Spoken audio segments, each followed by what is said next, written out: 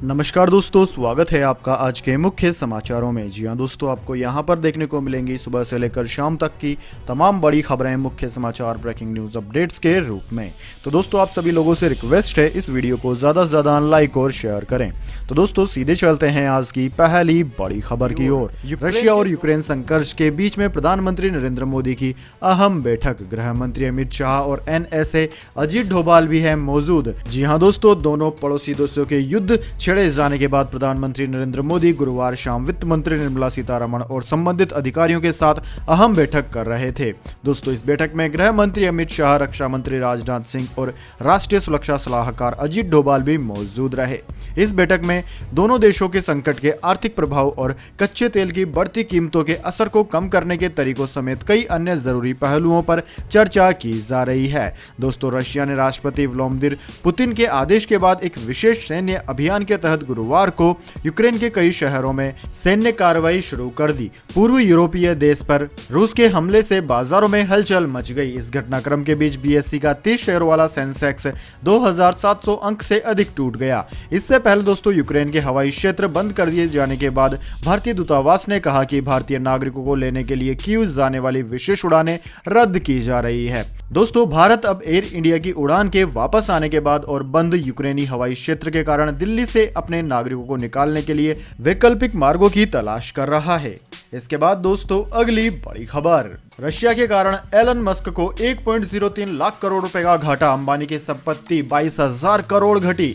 जी हां दोस्तों, रूस ने गुरुवार की सुबह आखिरकार वही कर दिया जिसका पूरी दुनिया विचार कर रही थी। दोस्तों, शेयर बाजार कई दिनों से हलचल दिखा रहा था। जंग शुरू हो चुकी है। ऐसे में सिर्फ 4 से 5 घंटों के भीतर ही दुनिया के टॉप 20 अमीर लोगों की संपत्ति में 3.11 लाख करोड़ रुपए से ज्यादा की गिरावट आ गई है। जी हां दोस्तों, भारत की बात करें, केवल भारत के अरबपतियों की, तो दोस्तों भारत के अंदर मुकेश अंबानी, गौतम अडानी, उदय कोटक, दिलीप संघवी समेत टॉप 10 कारोबारियों को भी 60,000 करोड़ रुपए से ज्यादा का नुकसान उठाना पड़ा। दुनिया के सबसे अमीर व्यक्ति टेस्ला के एलन मस्क की नेटवर्थ में 1 लाख करोड़ रुपए की गिरावट आ गई है। एलन मस्क के बाद में जेफ बेजोस की संपत्ति में 41,390 करोड़ रुपए की कमी आई है। बिल गेट्स की संपत्ति में 12,793 करोड़ रुपए की कमी आई है। दोस्तों, मुकेश अंबानी की संपत्ति में 21,820 करोड़ रुपए की कमी आई है। गौतम अडानी की मार्केट वैल्यू 9,782 करोड़ कम हो गई है। इसके अलावा दोस्तों, और भारतीयों की बात की जाए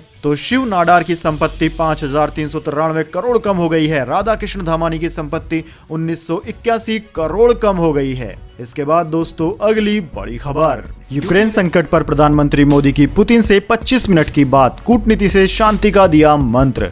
जी हां दोस्तों, रूस और यूक्रेन के बीच जारी जंग के बीच प्रधानमंत्री मोदी ने रूसी राष्ट्रपति पुतिन से फोन पर बातचीत की। प्रधानमंत्री मोदी ने जोर देकर कहा कि बातचीत के जरिए ही कोई हल निकाला जा सकता है। उनके मुताबिक कूटनीति के जरिए ही शांति स्थापित की जा सकती है। वहीं प्रधानमंत्री मोदी ने पुतिन के सामने भारतीयों की सुरक्षा का मुद्दा उठाया। इसके अलावा PM ने हिंसा को छोड़ने की बात भी कही। उन्होंने कहा कि बातचीत से मामले में हल निकाला जाना चाहिए। दोस्तों, जानकारी के मुताबिक इस बैठक में रक्षा मंत्री, वित्त मंत्री और विदेश मंत्री समेत कई वरिष्ठ अधिकारी भी मौजूद हैं। वहीं इससे पहले रक्षा मंत्री ने हालातों को लेकर आश्वासन देते हुए कहा है कि यूक्रेन में मौजूद भारतीयों को जल्द से जल्द और सुरक्षित निकाला जाएगा। रक्षा मंत्री ने यह भी कहा कि हालांकि यूक्रेन के हालात गंभीर हैं, लेकिन भारत चाहता है कि शांति कायम रहनी चाहिए और बातचीत से हल निकाला जाना चाहिए। दोस्तों, आपकी जानकारी के लिए बता दें, यूक्रेन पर रूस के हमले का असर वैश्विक शेयर बाजार पर सुबह से दिख रहा है। भारत का शेयर बाजार भी इससे प्रभावित है। इसके बाद दोस्तों, अगली बड़ी खबर। UP election 2022। अमित शाह ने समाजवादी पार्टी पर लगाया जातिवाद फैलाने का आरोप। 3 तलाक के मुद्दे पर कही बड़ी बात। जी हां दोस्तों, यूपी के बहराइच में केंद्रीय गृह मंत्री अमित शाह केसरगंज विधानसभा में चुनावी सभा को संबोधित कर रहे थे। इस दौरान उन्होंने कहा कि ये जमीन वीर राजा सुलहदेव महाराज की है। अमित शाह ने कहा कि सुलहदेव भारत के गौरव के लिए जाने जाते हैं। विपक्ष पर निशाना साधते हुए उन्होंने कहा कि 5 साल में योगी जी ने चुन चुन के माफियाओं के खिलाफ कार्यवाही की है। वहीं अखिलेश यादव ने फुल टॉस गेंद डाली है। आपको गेंद को बाउंड्री के पार भेजना है। उन्होंने सपा सरकार पर निशाना साधते हुए कहा कि सपा सरकार में हजारों हत्या अपराध बेलगाम था। योगी जी के शासन में माफिया नहीं, बजरंग बली दिखाई पड़ते हैं। सपा सरकार से 70% कम अपराध योगी सरकार में हुआ है। यूपी के बहराइच के सदर सीट के लिए चुनावी जनसभा को संबोधित करने पहुंचे केंद्रीय गृह मंत्री अमित शाह ने समाजवादी पार्टी को जमकर आड़े हाथों लिया। सपा पर करारा वार करते हुए अमित शाह ने कहा कि सपा फिर से एक बार जातिवाद का जहर घोलने आई है। वो फूट डालो और राज करो की नीति पर विश्वास करते हैं। हम सबका साथ सबका विकास पर विश्वास करते हैं। इसके बाद दोस्तों अगली बड़ी खबर, भगोड़े कारोबारियों से वसूली। केंद्र ने सुप्रीम कोर्ट को बताया माल्या, मोदी और चोकसी ने अब तक 18,000 करोड़ रुपए बैंकों को वापस किए। जी हां दोस्तों, हजारों करोड़ का बैंक फ्रॉड कर देश से भागे कारोबारी विजय माल्या, नीरव मोदी और मेहुल चोकसी से अब तक 18,000 करोड़ रुपए की वसूली की गई है। केंद्र सरकार ने बुधवार को सुप्रीम कोर्ट को यह जानकारी दी। सुप्रीम कोर्ट में provision of money laundering act से जुड़े 67,000 करोड़ के मामले पेंडिंग है। Justice AM Khanwilkar, justice Dinesh Maheshwari और CT रवि कुमार की बेंच मामले की सुनवाई कर रहे हैं। दोस्तों, सुप्रीम कोर्ट उन याचिकाओं पर सुनवाई कर रहा है जिसमें PMLA के तहत जब्ती, जांच और कुर्की के लिए परिवर्तन निर्देशालय को उपलब्ध शक्तियों के व्यापक दायरे को चुनौती दी गई है। इस मामले में कपिल सिब्बल, अभिषेक मनु सिंघवी और मुकुल रोहतगी समेत कई सीनियर वकीलों ने PMLA संशोधनों के संभावित दुरुपयोग से संबंधित विभिन्न पहलुओं पर सुप्रीम कोर्ट के समक्ष दलीलें दी है। इसके बाद दोस्तों अगली बड़ी खबर, यूपी इलेक्शन 2022, बस्ती में बोली मायावती, बीजेपी सरकार में पिछड़ों को नहीं मिला आरक्षण का लाभ, सपा पर जमकर साधा निशाना। जी हां दोस्तों, यूपी विधानसभा के छठे चरण के लिए जैसे जैसे मतदान की तारीख नजदीक आ रही है वैसे वैसे हर पार्टी अपनी पूरी ताकत चुनाव प्रचार में झोंक रही है। पार्टियों के स्टार प्रचारक के आने का सिलसिला अब बस्ती से शुरू हो चुका है। इसी क्रम में बहुजन समाज पार्टी की राष्ट्रीय अध्यक्ष मायावती आज बस्ती जनपद में पहुंचकर विशाल जनसभा को संबोधित कर रही थी। दोस्तों, बसपा सुप्रीमो मायावती ने विशाल जनसभा को संबोधित करते हुए कहा कि हमारी पार्टी सभी सीटों पर अपने बलबूते चुनाव लड़ रही है। मायावती ने कहा कि हम अपनी पूर्ण बहुमत की सरकार बनाने के लिए लड़ रहे हैं। सर्व समाज के लोगों को हमारी पार्टी ने टिकट दिया है। आजादी के बाद केंद्र और राज्यों में ज्यादातर कांग्रेस की सरकार रही। इन पार्टी की सरकार ने बाबा भीमराव अंबेडकर को भारत रत्न से सम्मानित नहीं किया। केंद्र और राज्यों से सत्ता से बाहर होने पर चुनाव आने पर कांग्रेस पार्टी दलित आदिवासी की बात करती है। सपा की सरकार में गुंडों, बदमाशों और माफियाओं का राज रहा। दंगा फसाद की वजह से यहाँ तनाव रहा। हमारी सरकार ने ज्यादातर जनहित की योजनाओं को सपा सरकार ने बदल दिया।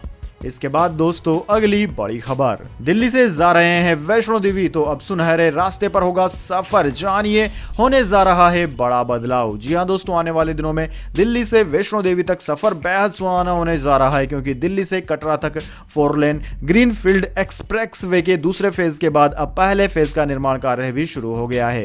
पहले पैकेज का निर्माण रोहतक जिले से शुरू हो गया है। झज्जर जिले में जसोर खेड़ी गांव के पास कुंडली मानेसर पलवल एक्सप्रेसवे से कटरा एक्सप्रेसवे शुरू होगा। इस एक्सप्रेसवे पर 21 टोल प्लाजा बनाए जाएंगे। हरियाणा व पंजाब के गुरदासपुर तक 397 किमी लंबे एक्सप्रेसवे पर 21 टोल प्लाजा बनाए जाएंगे। हरियाणा में इस एक्सप्रेसवे पर 135 किलोमीटर के अंतराल में 8 तो 262 किमी, पंजाब क्षेत्र में 13 टोल प्लाजा बनाए जाएंगे। दोस्तों, यह KMP पर हरियाणा के झज्जर जिले के 8 गांव जसोर खेड़ी से सोनीपत, रोहतक, गोहाना, जींद, करनाल, कैथल से होता हुआ खनौरी बॉर्डर से पंजाब की सीमा में प्रवेश करेगा। इसके बाद दोस्तों अगली बड़ी खबर, सोने चांदी की कीमतों में बड़ा उछाल, 51,000 के पार पहुंचा गोल्ड। जी हां दोस्तों, ताजा वैश्विक संकट के बीच भारतीय सराफा बाजार में सोना चांदी के भाव में भारी उछाल देखने को मिला।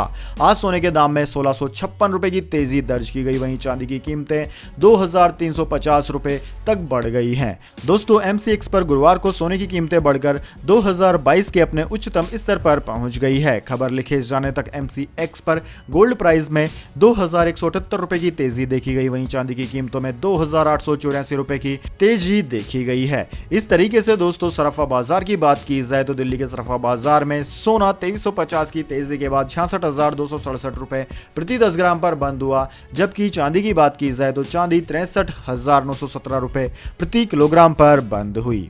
इसके बाद दोस्तों अगली बड़ी खबर, भारतीय छात्रों को वापस लाने का प्लान तैयार, यूक्रेन में फंसे स्टूडेंट्स जल्द आएंगे घर। जी हां दोस्तों, यूक्रेन में फंसे भारतीय छात्रों को वहां से निकालने के लिए रास्ता खोज लिया है। शाम के समय में रक्षा मंत्री राजनाथ सिंह ने कहा था कि भारत सरकार छात्रों का वहां से निकालने का हर संभव प्रयास कर रही है। विदेश मंत्रालय ने कहा कि पोलैंड और हंगरी के रास्ते भारतीय स्टूडेंट को वापस लाया जाएगा। हंगरी में बने भारतीय दूतावास के अफसरों को यूक्रेन में फंसे भारतीय छात्रों को नागरिकों को निकालने के काम में लगाया गया है। अफसरों ने कहा है कि वे यूक्रेन में भारतीय दूतावास के साथ तालमेल करके वहां फंसे भारतीयों को पोलैंड और हंगरी के रास्ते भारत भिजवाने का काम शुरू करें। दोस्तों, हंगरी में बना भारतीय दूतावास इस काम के लिए हंगरी सरकार के साथ मिलकर काम कर रहा है। साथ ही पोलैंड में भी कैंप बनाए गए हैं जहां पहुंचकर भारतीय छात्र अपने आप को सुरक्षित कर सकते हैं। तो दोस्तों, यह थी आज की तमाम बड़ी खबरें। इसके बाद दोस्तों बारी आती है आज के माइंड क्विज क्वेश्चन की। जी हां दोस्तों, एक आसान से सवाल का जवाब देकर आप जीत सकते हैं एक अमेजिंग सरप्राइज गिफ्ट हमारे यूट्यूब चैनल की ओर से। तो दोस्तों, आज का सवाल आपकी स्क्रीन पर आ चुका है। दोस्तों, आपको बताना है भारत की पहली प्राइवेट ट्रेन का नाम। जी हां दोस्तों, अगर आप जानते हैं भारत में चलने वाली पहली प्राइवेट ट्रेन का नाम तो जल्दी से कमेंट बॉक्स में लिख दीजिए। अगर दोस्तों आपका जवाब होता है एकदम सही और आप चले जाते हैं लकी विजेता के रूप में, तो आपको मिल सकता है एक अमेजिंग सरप्राइज गिफ्ट हमारे यूट्यूब चैनल की ओर से। तो दोस्तों, जल्दी से अपना उत्तर कमेंट बॉक्स में लिख दीजिए, वीडियो को लाइक कर लीजिए, चैनल को सब्सक्राइब करके बेल आइकन भी दबा लीजिए। धन्यवाद। वंदे मातरम। जय हिंद, जय भारत।